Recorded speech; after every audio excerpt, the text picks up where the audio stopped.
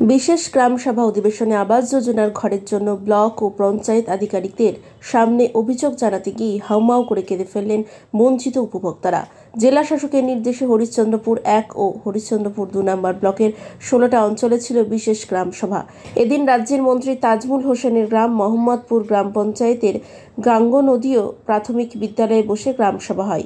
এই সভায় প্রায় অঞ্চলের 2 শতাধিক মানুষ উপস্থিত ছিল। সভায় মূলত আবাস যোজনার তালিকা নিয়ে আলোচনা করা হয়। এই তালিকায় কারা ঘর পাওয়ার যোগ্য বা কারা ঘর পাওয়ার যোগ্য না জনসাধারণের সামনে তুলে ধরেন ব্লক আধিকারিকেরা। যোগ্য তালিকার নাম না থাকায় অনেকেই অভিযোগ জানাতে গিয়ে আধিকারিকদের সামনে কেঁদে ফেলেন। সভায় উপস্থিত ছিলেন পঞ্চায়েত উন্নয়ন আধিকারিক বিল্টু সরকার, পঞ্চায়েত প্রধান মৌসুমী দাস ও পঞ্চায়েত সমিতির বিরোধী দলনেতা মকরম আলী ওরফে স্বপন আলী সহ পঞ্চায়েতের সদস্যরা।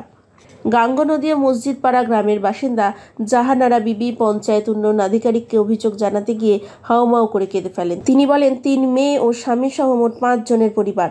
ওপরে টিন ও বাঁশের বেড়া দিয়ে কাঁচা ঘরে বসবাস করছি। স্বামী মানসিক ভারসাম্যহীন, আমার একটি হাত ভেঙে গিয়েছে, অর্থাভাবে ঘর করতে পারিনি।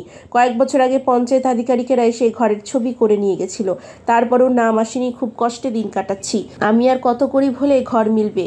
গাঙ্গনদীয় গ্রামের বাসিন্দা মোহাম্মদ আলাউদ্দিন অভিযোগ করে বলেন, 2022 সালের তালিকায় আমার নাম ছিল। দিনমজুর করে পাকা বাড়ি করেছি, সেই বাড়ি দেখিয়ে আমার নামটি তালিকা থেকে বাদ দিয়ে দেওয়া হয়েছে। কি অভিযোগ? গরিব লোক, জমি ক্ষতি নাই, কাঁচা বাড়ি করা আছে, গাড়ি করে দেখো। হ্যাঁ, মানে পূর্ব বগল পশ্চিম বগল করাইছে। তাহলে জিন্দগি ঘরনি পাল গেল, আর ভাতনি পাল গেল, আর কৃষক বন্ধুনি পাল গেল, লেখির ভান্ডনি পাল গেল। আমি কি ভোট দিতে সরকার? আমার মন খারাপ হয়ে গেছে। আজ কাল মরবো। তো আপনি কোন ঘরে থাকছেন? কি ঘর আছে? কিসের ঘরে থাকছি আমি? তো এই তালিকায় নাম আসেনি আপনার? ঘরের তালিকাতে নাম এসেছিল? ঘর বাবু খাবানি পাচ্ছি, মদনা বেটি তিনটা বেটি দিয়ে বেটা পুতা নাই আমার। আমি কামানি পাচ্ছি, কামানি 3টা অপারেশন আর পাও নেংরা, কামা পাচ্ছি না বাবু। আপনার স্বামী নেই?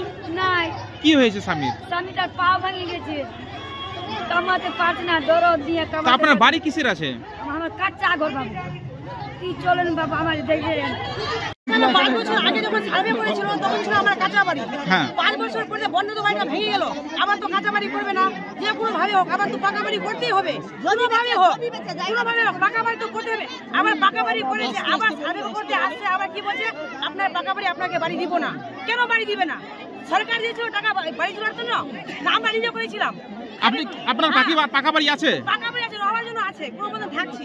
কি করে করলেন বাড়িটা? বাড়িটা খেটে করেছি, স্বামী থাকছে বাইরে, জায়গা দেখে করলো, জায়গা বাইরে খেটে আমরা করেছি বাড়ি।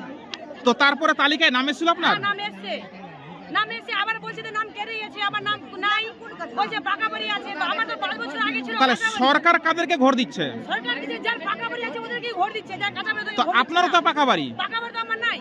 আর পাকা বাড়ি কই? না, সরকার যদি পাকা বাড়িওয়ালাকে দিয়ে থাকে, আপনি তো পাকা বাড়ির মালিক। আমি 3 রাত আমি বাড়ি করিনি, আমি থাকার জন্য বাড়ি করেছি, তো থাকবো কোথায়?